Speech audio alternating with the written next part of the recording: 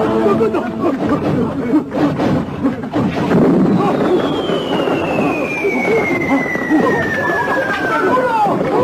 นการได้ตาย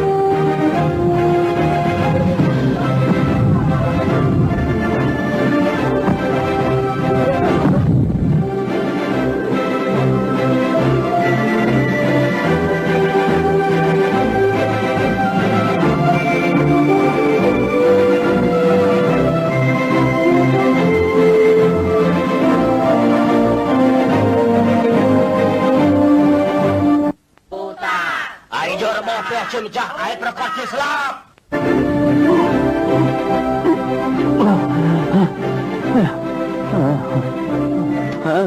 បើឯងមិនយកនាងទៅទេឆាប់យករបស់ព្រះជាម្ចាស់ត្រឡប់មកវិញអើយគ្មានកម្លាំងឡើងទៅទៀតទេ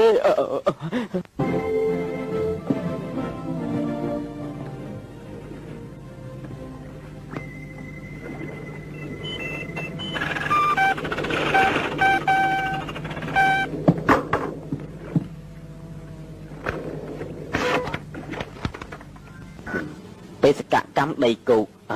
មានបេសកកម្មទៀតហើយ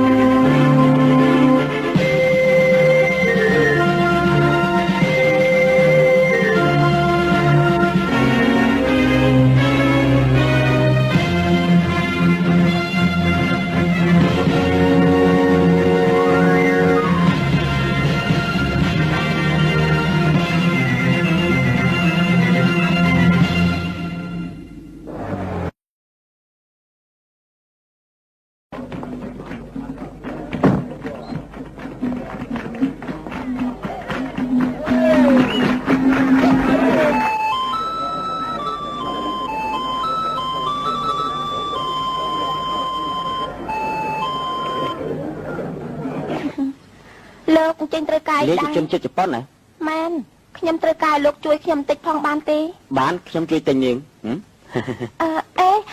គឺមិនមែនអញ្ចឹងទេគឺថាខ្ញុំចង់ទៅបន្ទប់ទឹកខ្ញុំចង់ឲ្យលោកជួយមើលបានខ្ញុំបន្តិចអញ្ចឹងតាមសប្បាយ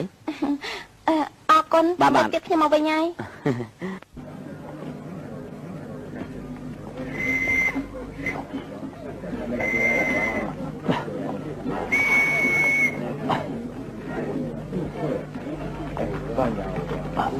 សូមអញ្ជើញទិញបានសូមអញ្ជើញ